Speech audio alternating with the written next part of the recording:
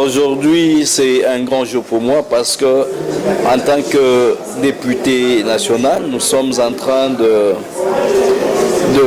d'exécuter ou d'exercer le pouvoir qui nous est reconnu par la Constitution et notre règlement intérieur. Nous étions à une séance de contrôle parlementaire où l'Assemblée nationale, par son bureau, a eu à inviter 3 ministres. Il s'agit du ministre de Mines, du ministre de la formation professionnelle et le ministre des Affaires foncières. Notre intervention a été axée en ce qui concerne le ministre de Mines, c'est de savoir parce que récemment, lors de son itinérance, il a promis au Lualaba 64 zones d'exploitation artisanale. Voilà pourquoi, de tout ce temps, l'on s'est battu pour l'exploitation artisanale. Et voilà, aujourd'hui, il a promis 64 zones d'exploitation artisanale. On voulait savoir concrètement où sont situées les 64 zones artisanales et à quand cette distribution sera concrète. Voilà d'une manière brève ce qui a été notre question envers le ministre de Mines.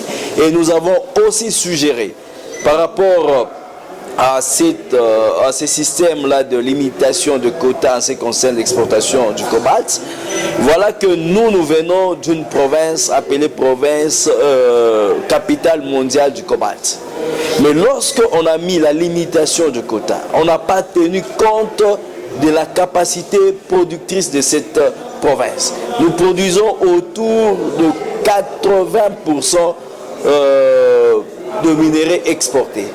En fait, pour la légalité ou pour l'équité, il faudrait que sur le quota, que le Lualaba puisse aussi avoir au moins 80% de produits ou de cobalt à pouvoir exporter. Voilà pourquoi nous avons dit qu'il ne faudrait pas que cette distribution soit arbitraire. On doit tenir compte aussi de la capacité productrice. En ce qui concerne le ministre de la formation professionnelle, vous l'avez bien suivi lors de ses réponses, il a dit qu'il est limité par 2 moyens. Or, nous savons que tout Congolais a droit de jouir de la richesse de la République démocratique du Congo et la redistribution doit être équitable. Voilà pourquoi nous avons suggéré. Il y a 2 fonds, vraiment un fonds important qui viennent des mines et ces fonds peuvent être redistribués dans tout le 145 territoires. Et ces fonds, il s'agit bien de fonds miniers pour des générations futures. Et nous voudrons savoir, quand on parle de générations futures, c'est depuis 2018 que ces fonds sont récoltés et il s'agit de quelles générations futures. D'où nous avons suggéré, comme c'est un ministère clé qui peut booster la formation professionnelle et créer de l'emploi, donc nous avons suggéré si le gouvernement peut utiliser ces fonds miniers pour les générations futures afin de former nos jeunes qui font partie de générations futures. Et pour finir avec le ministre des Affaires foncières, nous lui avons informé qu'il y a plus de 500 ménages qui passent nuit à la belle étoile parce qu'ils ont vu leur maison être démolie aussi longtemps qu'ils sont tenanciers des titres, alors que l'État congolais a encaissé le frais relatif à l'acquisition de ces titres-là. Voilà un peu d'une manière ramassée ce qui a été notre intervention de ce jour. Non, je pense, je suis clair. On parle de fonds miniers pour les générations futures. C'est-à-dire que ces fonds-là, on doit les utiliser, doivent être investis. Parce qu'il faut savoir, il faut se mettre en tête que les mines sont épuisables. Nous devons mettre sur pied de projets qui vont soutenir l'après-mine. Et il faudrait savoir même l'après-mine. On doit mettre de ces projets déjà dès aujourd'hui. Parce que la formation professionnelle, c'est une formation diversifiée dans différents domaines. Donc, on ne sait pas parce qu'en créant ces fonds, on n'a pas dit quand est-ce que ces fonds doivent être utilisés, mais pourquoi pas commencer déjà à les utiliser en 2026? Parce qu'il s'agit d'une génération future qui n'a pas existé en 2016, en 2018, mais qui existe en 2026, qui peut être aussi bénéficiaire de ces fonds. Merci beaucoup kwa Ulizo. Leo ilikuwa siku mkubwa ile tunaenda siku ya contrôle parlementaire. Assemblée yetu au travers bureau yake ile tuna félicité, il réinvité ba ministre tatu, ministre wa mine, ministre wa formation professionnelle na ministre wa affaires foncières.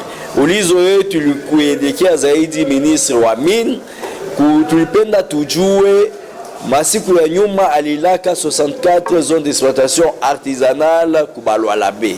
Tulipenda kujua tupatie liste ya ile mazea na mafazi ile mazea kolokalize na akon ile 64 zea alilaka itakuya effective eke balwalabe ba beneficier. Na ulizo ya pili tulisemezea hii mambo ya kusema cobalt unakuwa limitation juu pour cobalt ikuwe iende nje ya nchi ikuwe exporte. Mais tunajua sisi Lualaba jo wanaita capital mondial ya cobalt. Il en a produit 80% ya cobalt. Mais mu exportation, mu limitation, à tenir compte ya capacité productrice ya Lualaba il en a produit 80%. Il est quota Lualaba bana kaburia iko moins ya 80%. Il fallait tenir compte ya capacité productive à chaque province. Na mambo ngine tulisemelezea mu cadre de formation professionnelle parce que le ministre nasema ma moyen est limité par ma moyen. Aussi longtemps tunajua que kunakuwa franga ile inakuya loger mwile tunaita fonds minier pour les générations futures. Pourquoi pas utiliser ile franga juu ya ba jeunes kuba former ba pate makazi ni yona bona na constituer le tunaita génération future. Il est franga quand tunasema génération future aka utilisation ile franga, nous sommes une république, nous sommes des décideurs, gouvernement kopali inaweza kusema non hii franga inapaswa kuaider ma territoire yote, tunaweza kuiaffecter kubeba franga nusu kuweka mu génération mu cadre ya formation professionnelle sababu itacreer makazi mu kila territoire. Na ingine tulisemezea kwa ile tunaona mu cadre ya affaires foncières kunakuwa plus ya 500 ménages ile na passé nuit inje sababu waliona manyumba wao kupomolewa kupotea Eastern kwa lakini wanakuwa na matitre ile leta wakaburia walingisha franga mukesi ya leta mais leta na babomolea pasipo kuba indemniser. Jo tulilomba ministre wa affaires foncière angalie ile mambo sababu leta ilingiza franga na leta jo alibozisia de phase. Voilà un peu mkifupi intervention yetu vile ilikuwa.